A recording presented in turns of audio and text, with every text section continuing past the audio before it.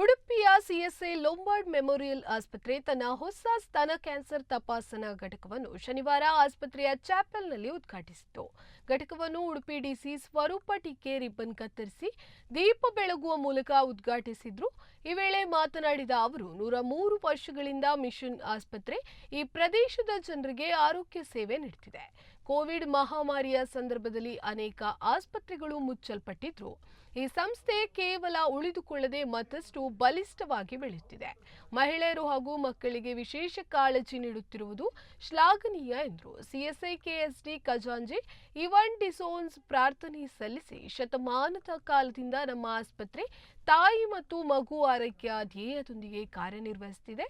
ಸ್ತ್ರೀಯರಲ್ಲಿ ಕಾಣಿಸಿಕೊಳ್ಳುವ ಕಾಯಿಲೆಯನ್ನು ಪ್ರಾರಂಭದಿಂದಲೇ ಪತ್ತೆ ಹಚ್ಚುವ ಉದ್ದೇಶದಿಂದ ಈ ತಪಾಸಣಾ ಘಟಕವನ್ನು ಆರಂಭಿಸಲಾಗಿದೆ ಎಂದರು.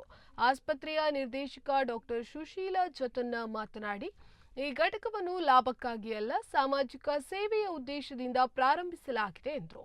ಮಹಿಳಾ ಸಂಘದ ಅಧ್ಯಕ್ಷೆ ಭಾರತಿ ಹೇಮಚಂದ್ರ ಮತ್ತು ಕೌನ್ಸಿಲರ್ ಹಾಗೂ ಮೈಂಡ್ ಟ್ರೈನರ್ ತನುಜಾ ಮಾಬೆನ್ ಶುಭಾಶಯ ಕೋರಿದ್ರು. ಉಪನಿರ್ದೇಶಕಿ ಮತ್ತು ಸಲಹಾ ಗೈನಕಾಲಜಿಸ್ಟ್ ಡಾಕ್ಟರ್ ದೀಪಾ ರಾವ್ ಅವರು ಸ್ತನ ಕ್ಯಾನ್ಸರ್ ಹಾಗೂ ತಪಾಸಣಾ ಘಟಕದ ಮಹತ್ವವನ್ನು ವಿವರಿಸಿದ್ರು. ಈ ಸಂದರ್ಭ ಪಿಆರ್ಒ ರೋಹಿ ರತ್ನಾಕರ್, ಬೋಧಕ ಹಾಗೂ ಬೋಧಕೇತರ ಸಿಬ್ಬಂದಿ ಮತ್ತು ವಿದ್ಯಾರ್ಥಿಗಳು ಹಾಜರಿದ್ದರು.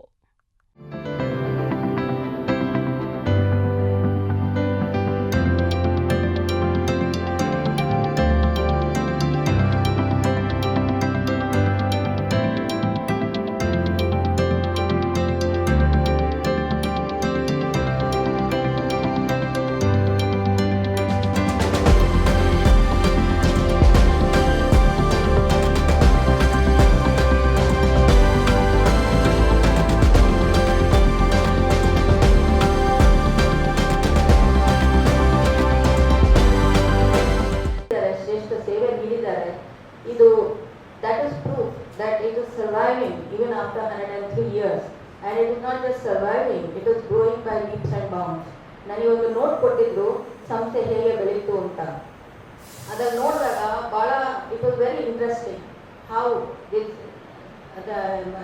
ನಮ್ಮ ಈವಾ ಲೊಂಬಾರ್ಡ್ ಅವರು ಹೇಗೆ ಅದನ್ನು ಇನಿಷಿಯೇಟಿವ್ ತಗೊಂಡು ಆಗಿನ ಒಂದು ಬಂಗ್ಲೆ, ರೆಸಿಡೆನ್ಷಿಯಲ್ ಬಂಗ್ಲೆನ ಒಂದು ಹಾಸ್ಪಿಟಲ್ ಆಗಿ ಕನ್ವರ್ಟ್ ಮಾಡಿ ಇದನ್ನ ಮುಂದುವರಿಸ್ಕೊಂಡು ಹೋಗ್ಬೇಕಾದ್ರೆ I went through all those challenges different directors had. ಅದು ಹೇಗೆ ಒಂದು ಹೆಣ್ಣು ಮಕ್ಕಳನ್ನ ಇದನ್ನ ಒಂದು ಇನ್ವಾಲ್ವ್ ಆಗೋಕ್ಕೆ, like there was a boys school and that boys hostels but not for girls, and that is what drew their attention, ನಿಮ್ಮ ಸಂಸ್ಥೆಯ attention, we should do something for women ಅಂತ ಹೇಳಿ. ಸೊ ಅದನ್ನು ಒಂದು I think this is a pinnacle where this today's oncology unit, screening unit is being set up, and it emphasizes the original idea with which you started this whole mission hospital. 3 ವರ್ಷಗಳಿಂದಲೂ ಉತ್ತಮವಾದಂತಹ ಸೇವೆಯನ್ನು ನಡೆಸ್ತಾ ಇದೆ. ಮುಖ್ಯವಾಗಿ ಈ ಆಸ್ಪತ್ರೆ ಪ್ರಾರಂಭವಾಗುವಾಗ ತಾಯಿ ಮಗು ಅದರ ಆರೈಕೆಯನ್ನೇ ಧ್ಯೇಯವಾಗಿಟ್ಟುಕೊಂಡು ನಡೆಸುತ್ತದೆ. ಇಂದಿನ ದಿನಗಳಲ್ಲಿ ಸ್ತ್ರೀ ಸಬಲೀಕರಣ ಕುರಿತಾಗಿ ನಾವು ಚಿಂತೆ ಮಾಡುವಲ್ಲಿ ಸ್ತ್ರೀಯರಿಗೆ ಮಾರಕವಾದಂಥ ರೋಗವನ್ನು ಪತ್ತೆ ಹಚ್ಚಿ ಆ ಮೂಲಕವಾಗಿ ಯೋಗ್ಯವಾದಂಥ ಚಿಕಿತ್ಸೆಯನ್ನು ನೀಡುವುದಕ್ಕಾಗಿ ಮಾಡುವಂಥ ಸ್ಕ್ರೀನಿಂಗ್ ಯೂನಿಟ್ ಅನ್ನು, ಮೆಮೊಗ್ರಫಿ ಯೂನಿಟ್ ಅನ್ನು ಪ್ರಾರಂಭ ಮಾಡಿದ್ದಾರೆ. ಖಂಡಿತವಾಗಿ ಶ್ಲಾಘನೀಯ. ಯಾಕಂದರೆ ಸ್ತನ ಕ್ಯಾನ್ಸರ್ ಪ್ರಾರಂಭದ ಹಂತದಲ್ಲಿ ಗುರುತಿಸುವಂಥದ್ದು ಅದು ಒಂದು ಕಾರಣ, ಒಂದು ವಿಚಾರವಾದರೆ, ಇನ್ನೊಂದು ಏನಂತಂದರೆ ಈ ಸಮಸ್ಯೆಗಳ ಕುರಿತಾಗಿ ನಾವು ಅನೇಕ ವೇಳೆ ಕೆಲವು ಸಲ ಸಂಶಯ ಇರ್ತದೆ. ಅದು ಗೆಡ್ಡೆಯಾಗಿರ್ಬೋದು, ಗಟ್ಟಿಯಾಗಿರ್ಬೋದು. ಅದು ಸಂಶಯದಲ್ಲಿ ಅನೇಕ ವೇಳೆ ನಾವು ಮಾನಸಿಕವಾಗಿ ಕೂಡ ಕುಗ್ಗುತ್ತೇವೆ.